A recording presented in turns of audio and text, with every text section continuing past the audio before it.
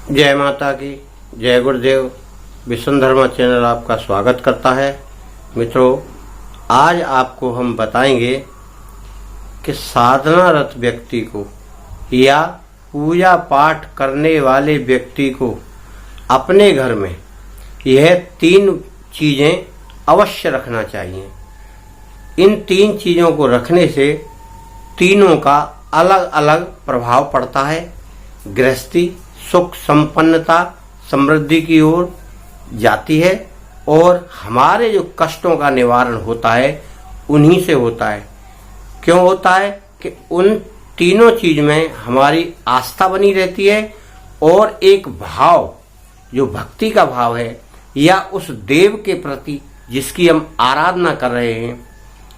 मैं ये नहीं कह रहा कि गायत्री की जो आराधना कर रहे हैं, मैं ये कह रहा जो जिस देव की आराधना कर रहा है उस देव के प्रति हमारा एक भाव ऐसा बढ़ता है जिससे हमारा संबंध उससे जुड़ जाता है।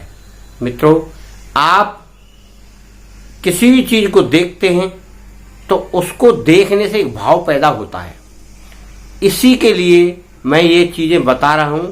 तो आप उस वस्तु को अपने घर में, अपने साधना स्थल में या जहां आप पूजा पाठ करते हैं बैठते हैं वहां रखेंगे तो उसका प्रभाव तुरंत देखते ही आपके मन पर पड़ेगा और मन पर पड़ते ही जो नेगेटिव एनर्जी है वो निकल कर बाहर जाएगी तो पॉजिटिव आएगी। जब पॉजिटिव आएगी तो हमारा संबंध ब्रह्मांड की शक्तियों से अनायास ही जुड़ जाता है। जैसे हमारे घर में जहां पूजा स्थल है वहां या तो सामने जो पूजा स्थल है उसके बीचों बीच या फिर दाएं और बाएं दोनों तरफ एक स्वास्थ्य का चिन्ह बना देना चाहिए। और जो लोग नहीं जानते हैं स्वास्थ्य का चिन्ह, वह इस तरीका से जाने कि एक डंडी सीधी और एक डंडी ऐसे, और फिर उन डंडियों में से ऊपर को राइट हैंड को इसको ऐसे, इसको ऐसे, इसको ऐसे, इसको ऐसे, और फिर थोड़ा थोड़ा सा और उनको बढ़ा दे, यानी क्लॉकवाइज हमारा जीवन चक्र क्लॉकवाइज घूमे, आगे बढ़े, एंटी क्लॉक नहीं, यानी हमारा जीवन उल्टा ना जाए। इस प्रकार से आप दोनों तरफ या सेंटर में एक स्वास्थ्य का चिन्ह बनाकर रखें। ये पहला हमने बताया है। और लास्ट में हम आपको एक ऐसी बात बताएंगे जो इन तीनों चीजों को कवर करेगी और आपको संपूर्ण फायदा पहुंचाएगी और संपूर्ण ज्ञान भी पहुंचाएगी कि इनका करने का महत्व क्या है। तो पहला तो ये हो गया स्वास्थ्य का, और दूसरा हो गया हमारा स्वास्थ्य का भी हम बताएंगे। तीनों का इकट्ठा बता देंगे कि कौन कौन चीजें क्या क्या करती हैं। दूसरे नंबर पर हो गया हमारे घर में घंटी, जिसको हम घंटा बजाते हैं। ये पूजा करने में कोई बजाए न बजाए, पर उस घंटी को रखकर बजाना चाहिए जब हम पूजा करें। सर्वप्रथम जब हम अपने साधा स्थल में जाएं, लोटा जल भर के, पुष्प लाके, सामग्री लाके, धूप बत्ती अगरबत्ती लाके, सबसे पहले आप उसको घंटी को बजाएं और प्रभु, गुरु, ईश्वर, गायत्री माता, जो भी आपका इष्ट है, सब एक ही हैं। मैं इनमें कोई क्लासिफाइड नहीं करता। आप नहीं जानते इसलिए आप कहते हैं ये शिव जी है, ये शंकर जी है, ये दुर्गा जी हैं, ये विष्णु भगवान है। मेरे लिए सब एक है। क्यों कि मैं उनको जान चुका हूं। आप उसको नहीं जान पा रहे इसलिए आप उसको क्लासिफाइड करते हैं। मैं किसी देव के प्रति कोई दुर्भावना या कोई उनकी अमान्यता यानी उनके प्रति मेरा भाव सेम है। जो गायत्री माता के प्रति है वो उनके प्रति है। मित्रों, जब आप इस शक्ति को समझ जाएंगे तब आप ऐसा करेंगे। तो इसलिए वो घंटी सर्वप्रथम हमको बजाना है। बजा के या तो हम अपने मुंह से बोलें हल्की आवाज में जो सुने नहीं कोई, या फिर आप जोर से बोले, जोर से भी बोल सकते हैं कि गुरुदेव सर्वदेव हो, आप जागृत हो, बैठो, उठो, मैं आपकी पूजा के लिए आया हूं। आप फिर उनका स्नान कराएं, धूप बत्ती अगरबत्ती मानसिक करें चाहे साक्षात करें। तो कैसे करेंगे? मैं आपके लिए धूप जलाता हूं, मैं आपके लिए दीप जलाता हूं, मैं आपके लिए मिष्ठान या नैवेद्य चढ़ाता हूं, उसके बाद पुष्प अर्पित करता हूं। तो कुछ ना कुछ तो आप अर्पित करेंगे, जल भी अर्पित करेंगे, पुष्प भी अर्पित करेंगे। मित्रों, इस तरह घंटी का महत्व है। अब तीसरे नंबर पर आता है शंख।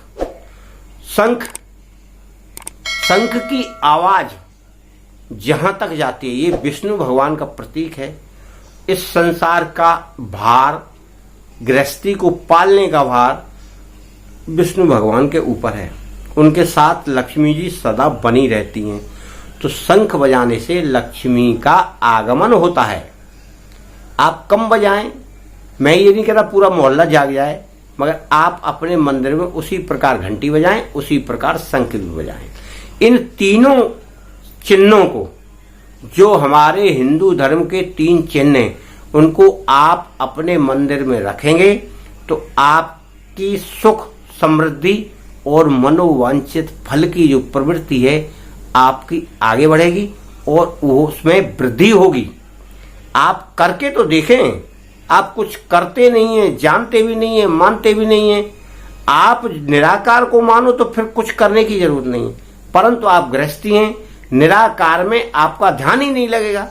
निराकार में वह योगी ध्यान लगाता है जो क्रिया योग करते हुए संपूर्ण जीवन को योग के लिए समर्पित करता है और जंगल में अज्ञातवास में रहता है, जिसे मनुष्य से और किसी जीव से कुछ लेना देना नहीं है। वह अपने खाने की भी चिंता नहीं करता कि मुझे खाना कहां से आएगा। मित्रों, सिद्धियां उनकी खाना पहुंचा के जाती हैं। कैसे पहुंचाती हैं? उन्होंने इच्छा की, कहीं न कहीं से कोई ना कोई खाना पहुंचा देगा, चाहे कुछ भी दे जाए। और फिर इसमें ऐसा नहीं है कि 36 प्रकार के व्यंजन ही उनको चाहिए। कोई चना दे जाए, कोई गुड़ दे जाए, कोई दलिया दे जाए, कोई 4 सेब फल दे जाए, कोई अमरूद दे जाए, कोई बेर दे, कुछ भी दे जाए, उनकी उदर पूर्ति उससे हो जाती है और उनको संतुष्टि मिल जाती है। क्योंकि वो खाने के लिए जीवित नहीं है, वो केवल ईश्वर साधना में लीन है, उसे प्रेम से स्वीकार करते हैं और खाते हैं, प्रभु को शुक्रिया अदा करते हैं कि प्रभु आपकी मर्जी है, आपने हमको खाना पहुंचाया। इसी प्रकार आपकी मनोदशा, मनोभावना, दया भावना होना चाहिए और आपकी इस भावना के तहत ही समृद्धि होगी। मित्रों, अब मैं जो आपको बता रहा था लास्ट में तीनों बातों को, तो उसके लिए मैं ये बता रहा हूं कि जब ये तीनों चीज आप लगाएं और लगाकर रखें तो उनका उपयोग सही समय पर करें। ऐसा उपयोग ना करें कि जिससे अपने किसी व्यक्ति को परेशानी हो, व्यक्ति यानी घर में, या किसी बाहर वाले को परेशानी हो। मेरा मतलब ये कतई नहीं है कि आप इस तरह की ध्वनि करें कि जो बाहर के लोग सुने। ये केवल हमने अपने उपयोग के लिए रखा है, ना कि और बाहर के लोगों के लिए। जैसे लोग माइक लगा के सुनाते हैं, अरे भाई तुम ही सुन लो उसको, बाहर वालों को क्यों सुना रहे? उनको सुनना होगा तो अपने घर में वो खुद करेंगे, या आपने निमंत्रण दिया है तो आपके घर पहुंच जाएंगे। मित्रों, इन क्रियाओं को करने से, जैसे लोग मोहम्मदन लोग लगाते हैं माइक, अल्लाह अकबर अल्लाह अकबर, कई लोग रामायण का पाठ करते हैं, ना सोने देते हैं ना दूसरों को, और ना खुद सोते हैं। मित्रों, इसका मतलब ये नहीं है कि हम धार्मिक हैं। इसका मतलब केवल यह है कि देख लो हम ये काम कर रहे हैं। करना कुछ नहीं है, खुद सोते हैं, पैसा देकर किसी ब्राह्मण पंडित से कराते हैं। मित्रों, इस बात को आपको समझना होगा। अगर आपको कुछ शक्ति चाहिए, प्रभु की लीला का आप स्मरण करके उनका चमत्कार देखना चाहते हैं, तो आपको अपने अंदर महसूस करना पड़ेगा, ना कि आप दूसरों को दिखाकर, दूसरों को महसूस कराकर ये साधना या भक्ति कर रहे हैं। मित्रों, मैं तो आपको यही ज्ञान दे सकता हूं जो मेरे पास है, और आप इसको अधिक समझें और आपकी मर्जी है। वीडियो अच्छी लग रही हो तो आप इसको सब्सक्राइब कर देना, नहीं तो कोई बात नहीं, आपका मनोरंजन हो गया, मेरा तो हो ही रहा है। मेरा तो काम ही यही है, मुझ पे जो विचार भगवान देता है, माता देती हैं, तो मैं कर देता हूं। भाई मैं तो माता का भक्त हूं और वैसे सभी देवताओं का स्मरण करता हूं, आप भी करो। जय माता।